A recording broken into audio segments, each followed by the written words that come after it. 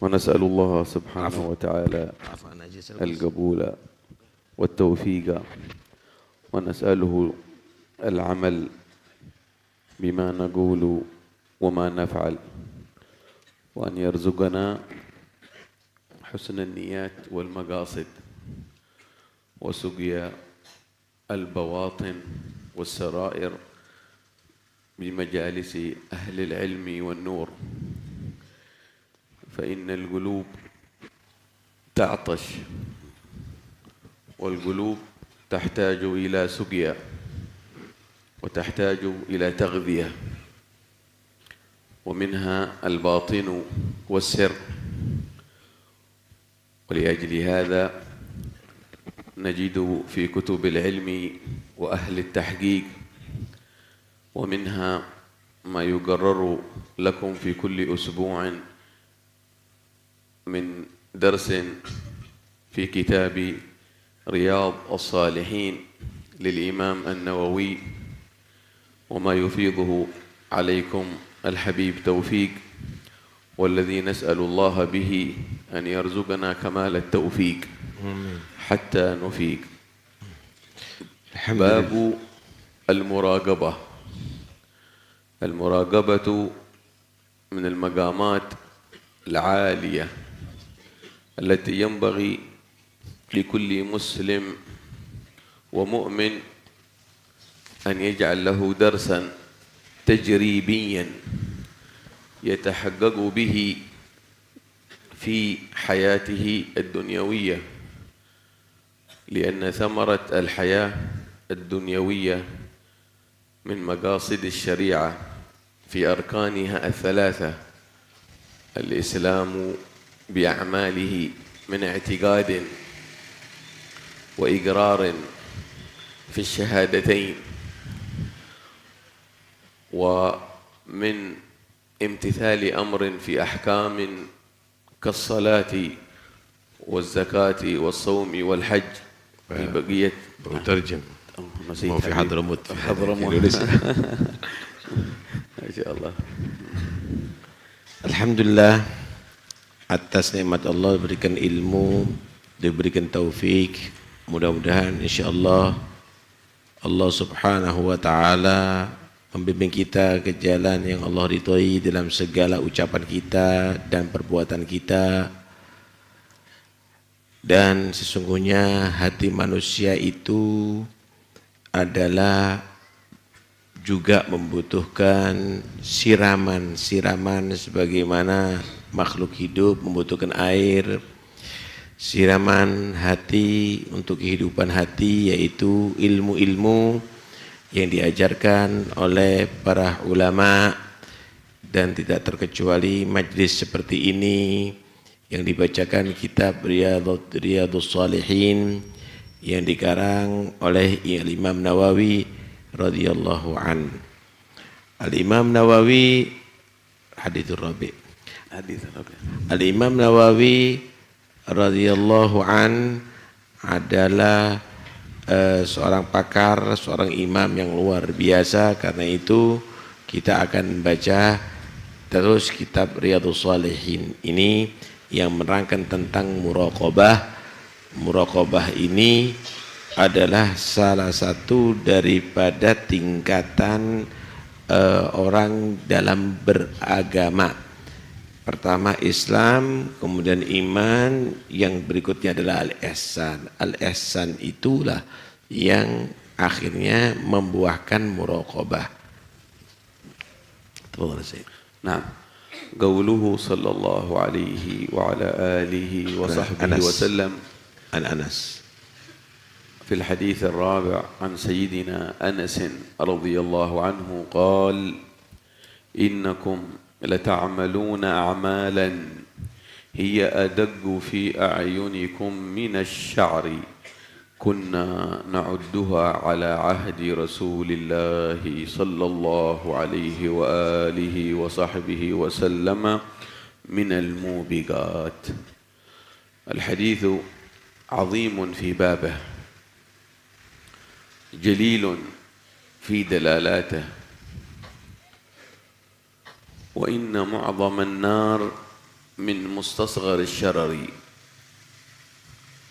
قد يظن ظان أنه يعمل عملا يراه حقيرا دقيقا صغيرا، كما يقول الله: وتحسبونه هينا وهو عند الله عظيم. فالذي يميز لك أثره وما يترتب عليه من نتيجة، والمترتب في معيار النتيجة هو معيار وفهم أهل القرون الأولى. خير القرون قرني، فكان أهل خيرية القرن يرون أعمال بسيطة صغيرة عظيمة جليلة، إن كانت في الخير وإن كانت والعياذ بالله عكس ذلك في الشر. Hadis ini kata beliau hadis yang sangat penting untuk diketahui, karena sesungguhnya api yang besar itu berasal daripada api yang kecil. Mu'dhamun nar min mustasgharis syarar. Api yang besar itu dimulai dari api yang kecil. Kebakaran rumah, kebakaran gedung itu daripada putung rokok kadang-kadang. Begitulah juga neraka itu juga karena perbuatan yang mungkin dianggap oleh manusia kecil. Karena itu bagaimana sikap daripada manusia-manusia pilihan, yaitu murid-murid Rasulullah, para sahabat Rasulullah, di dalam menilai dosa ini. Dia menyatakan dosa yang kamu anggap enteng itu zamannya Nabi adalah dosa yang berbahaya. Lah kok kamu mengentengkan? Orang-orang sekelas itu menilai dosa itu bahaya, tapi generasi setelahnya sudah berubah, dianggap itu adalah satu hal yang wajar, satu hal yang biasa. Ini adalah bagaimana perubahan yang sangat drastis, dan bagaimana orang yang semakin kenal dengan Allah dan semakin dekat dengan Nabi Muhammad akan menjadi orang yang paling takut daripada bersalah kepada Allah Subhanahu wa taala. La ilaha illallah. Ahaduhum kana yunaji maulah fi khalwatihi ma'allah ويذكر ذنوبه السالفة وتقصيراته، فيقول بعد أن يبكي ويستغفر ويندم يقول مناج لله: وخجلتاه وإن عفوت، لا إله إلا الله، وسوءتاه وإن غفرت. وهذا فيه مذهبان عند أهل السلوك. البعض يقول: هل بعد التوبة حقيقة التوبة أن تنسى ذنبك؟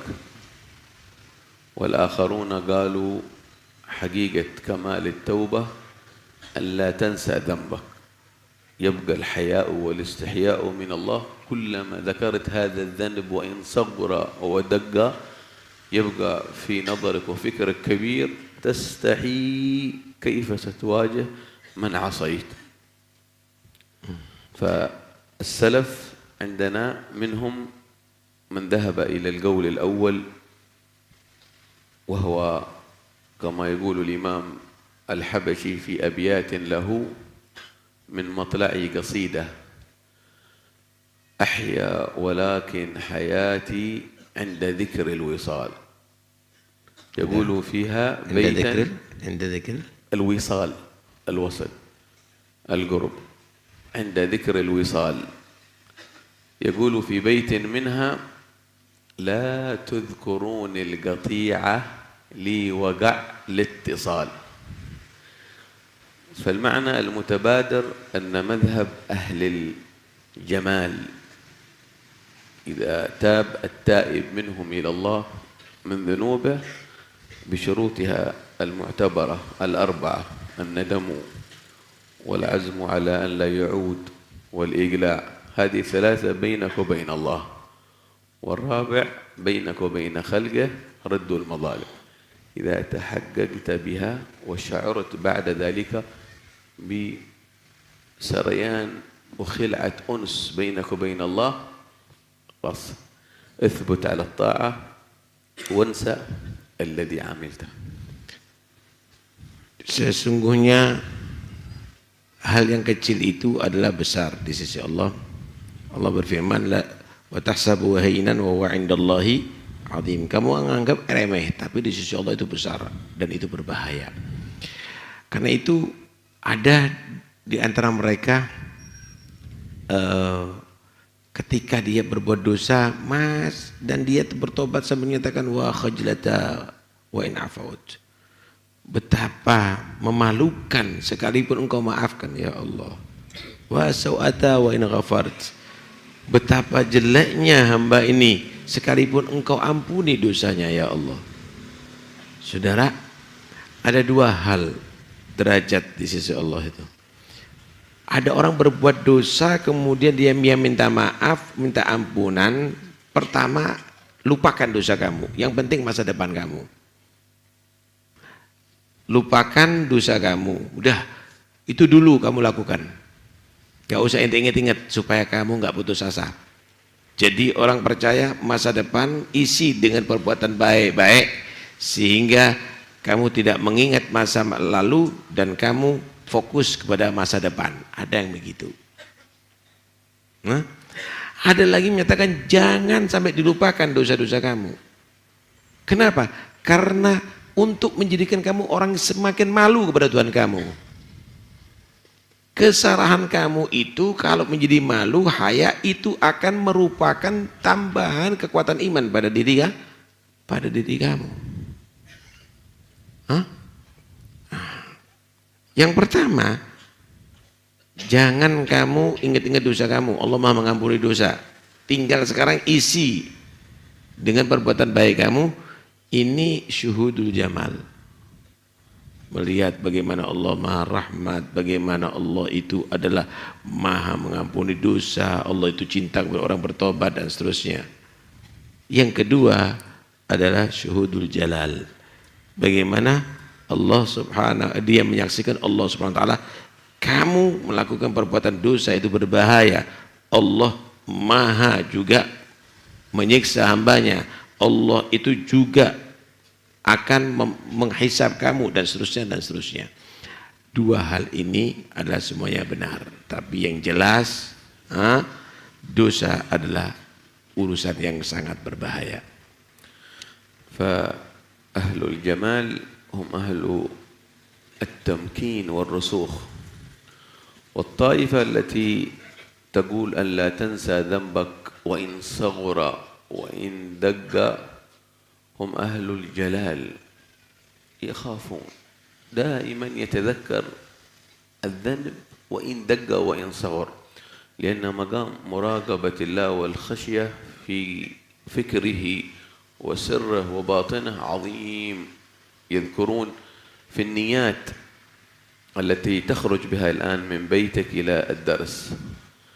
كان بعض أشياخنا المتأخرين ومنهم من هم في مقام المراقبة لله الحبيب حسن بن عبد الله الشاطري، يذكر لي أحد أبنائه قال من حاله في المراقبة في دقائق أعماله وخواطر نيات النفس والمقاصد، قال أحيانا يعزم أن يذهب إلى مجلس أو يدعو أحد إلى بيت، تمام، نخرج ويركب السيارة نمشي في اتجاهنا إلى المقصد، بعد شوية يقول يا بني خلاص رجعني البيت. كيف حبيب؟ الناس منتظرون ومرتبون. يقول صحيح بس رجعني البيت. بعد نسأله يقول النية لم تكن كاملة خالصة لله وأنا أخاف أن يكون قصدي لغير الله. رجعني البيت واعتذر له بأي عذر. شوف يعني يرون أدق الأعمال التي ربما تغيب كبيرة. المقصد عندي ليس كامل لله، فيه مقصد دنيوي، فيه حظ نفس. رجعني قال نرجع إلى هذا نموذج من مقامات أهل الجلال لمراقبة الله في كل الأحوال. Ya. Jadi saudara, kalau orang sudah melihat bagaimana Tuhannya itu adalah yang maha agung, Tuhannya itu adalah yang dia tadi itu menguasai segala sesuatu, dia tidak mungkin akan melakukan perbuatan dosa dan dia akan meneliti segala hal. Orang-orang yang demikian ini saudara tidak mau sedikit pun tersentuh dengan hal yang tidak baik sekalipun dalam niat. Niat ini menjadi perhatian khusus dalam sebelum dia beramal. Kami menyaksikan bagaimana Habib Hasan bin Abdullah bin Umar Asy-Syatiri, guru kami, kata beliau. Beliau itu kadang-kadang sudah bergegas bersiap-siap untuk menghadiri satu majelis. Udah naik mobil, di tengah jalan dia ngomong sama yang nyetir, "Dah kembalikan saya pulang." Habib, ini orang-orang sudah menunggu Anda.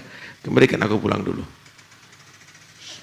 Kemudian setelah pulang, niat ana tadi sudah mulai ada berubah, kata dia. Ana khawatir masuk dalam majelis itu dengan niat yang tidak baik, kata dia. Sampaikan aku ada udzur sekarang, masih memperbaiki diri. Masih memperbaiki diri. Begitulah orang yang kenal sama Allah Subhanahu wa taala. Karena itu mereka tadi ini tidak menjadi orang yang begitu kecuali betul-betul dia menjadi orang takut kepada Allah, saudara. Tobat dengan sebenarnya, ya tentunya dengan syarat-syarat tobat tadi terangkan. Nyesel, nggak ingin mengulangi lagi, kemudian dia langsung bergegas, tidak sampai meneruskan perbuatan maksiatnya. Kalau ada terkaitan dengan manusia, ya minta maaf atau dikembalikan harta-harta, hak-hak yang telah dirampasnya. Itu harus dilakukan, saudara.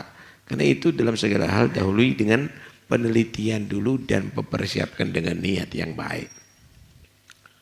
Wa ahlul maratib fi muraqabatillah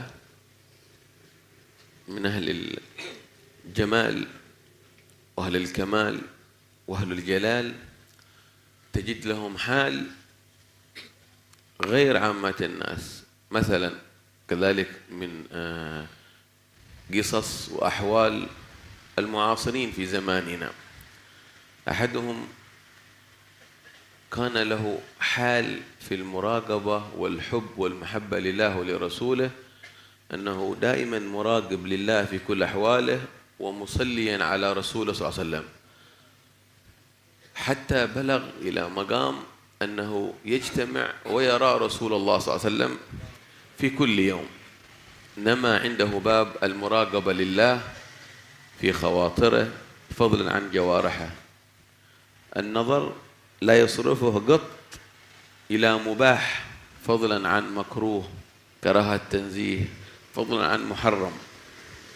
إما كتاب الله وأما النظر للمسلمين بالرحمة بالمحبة بالمودة، لا ينظر استهزاء ولا تكبرا ولا استهانة. حافظ مقام المراقبة في النظر، فبلغ أنه في صفاء ورقي حتى صار يجتمع بالرسول صلى الله عليه وسلم. ومعلوم في منهج أهل السنة والجماعة أن رؤيا النبي يقظة ومناما مشروع ومعتبر، كما عنون الإمام البخاري في صحيحه ترجمة باب رؤية النبي صلى الله عليه وسلم يقظة ومناما.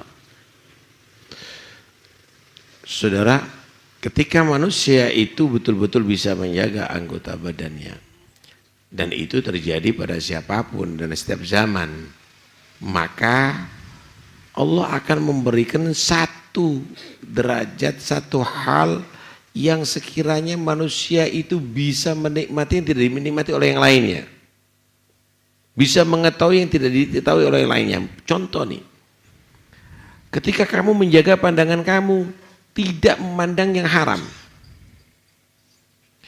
Kamu memandang yang baik-baik, wajahnya orang soleh. Kamu memandang Al-Quran, kamu memandang kitab, kamu memandang kedua orang tua kamu memandang orang Islam ini dengan pandangan rahmat, pandangan kasih sayang. Kemudian kamu menjadi orang yang selalu berzikir, selalu bersolawat kepada Allah, pikiran kamu ke sana.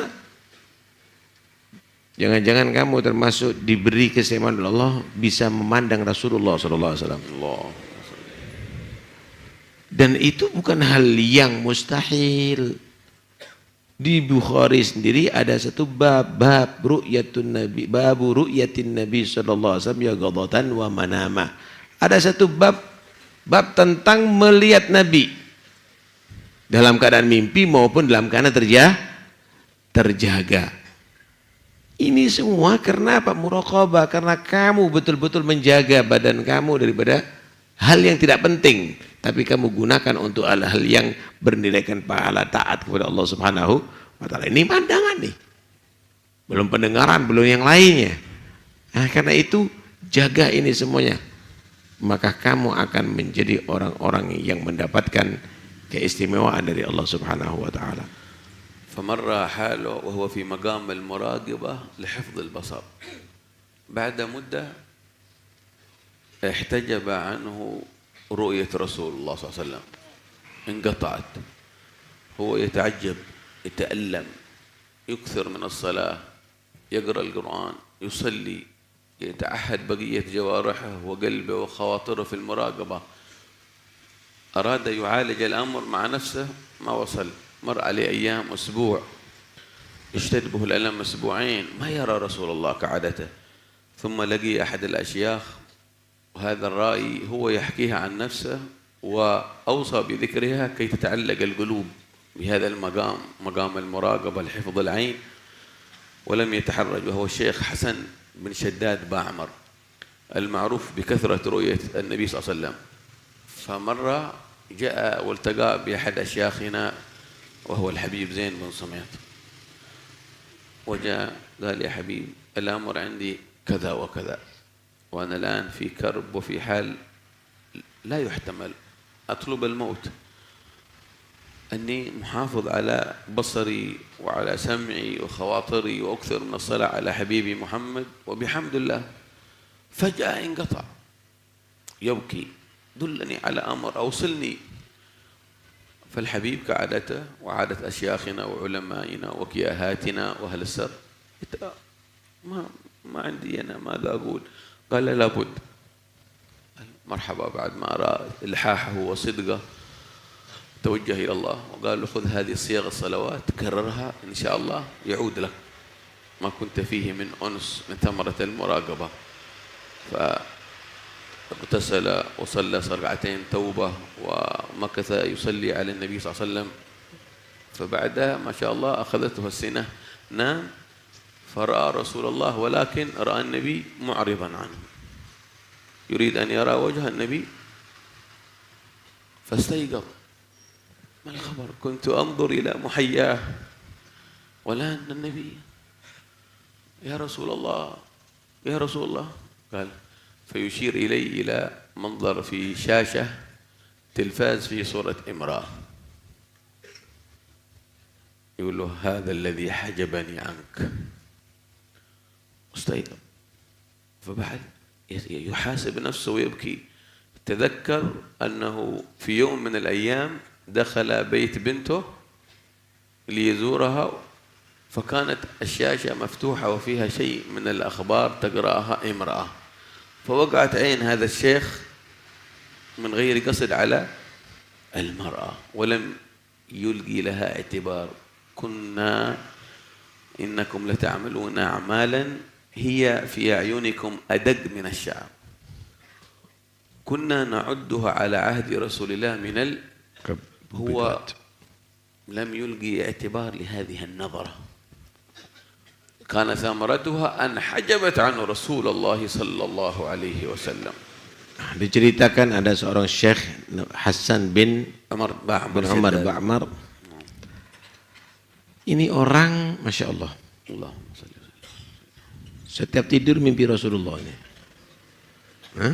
Labbaik. Setiap tidur mimpi Rasulullah SAW. Allahumma salli. Satu saat nggak mimpi dia, sampai seminggu. Akhirnya datang ke Habib Zain bin Sumait, masih hidup. Mudah-mudahan Allah panjangkan umur Habib Zain bin Sumait ya, kita dapat barokahnya. Datang dia menangis. Ya Habib, tolong kami, obati kami Habib. Apa kata Habib Zain? Ceritakan. Saya begini. Saya mimpi Rasulullah ini setiap tidur kata dia. Tapi aku beberapa hari tidak mimpi. Apa salahku?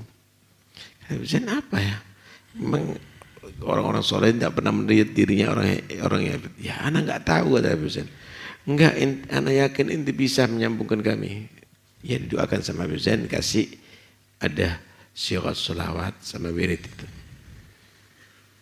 Lakukan dia sholat tobat, dia itu, dan akhirnya ketika dia tidur mimpi Rasulullah. Ketika mimpi Rasulullah tapi ada keanehan. Nabi nggak mau memandang dia. Nabi tidak memandang dia. Kaget ya Rasulullah, kenapa? Apa salahku ya Rasulullah? Nangis dia dalam mimpi tadi itu. Apa salahku ya Rasulullah tadi? Kemudian Nabi menunjuk kepada satu televisi. Kamu melihat perempuan ada di situ. Bangun dia teliti, kapan aku ngeliat televisi? Enggak taunya pernah dia ziarah kepada anaknya, ke rumah anaknya. Pas di situ ada tentang berita. Yang membawa berita adalah perempuan. Waktu itu perempuan, dia menyaksikan sebentar. Ternyata menjadi hijab, saudara. Sampai dia tidak ketemu dengan Nabi SAW dalam mimpinya, dalam tidurnya. Terus apa yang ada pada diri kita ini semuanya ini? Karena itu asal kita menjadi orang yang bisa menjaga diri, tidak melihat kecuali yang baik yang diridhoi oleh Allah, tidak mendengar yang kecuali yang diridhoi oleh Allah, tidak makan kecuali yang halal, maka insya Allah kita akan bisa merasakan itu semuanya. Tapi sengaja kita hijab diri kita dengan itu semuanya. Kita menikmati dosa, akhirnya kita tidak bisa menikmati mimpi Rasulullah. Kita menikmati itu perbuatan maksiat, akhirnya kita jauh daripada makom itu semuanya.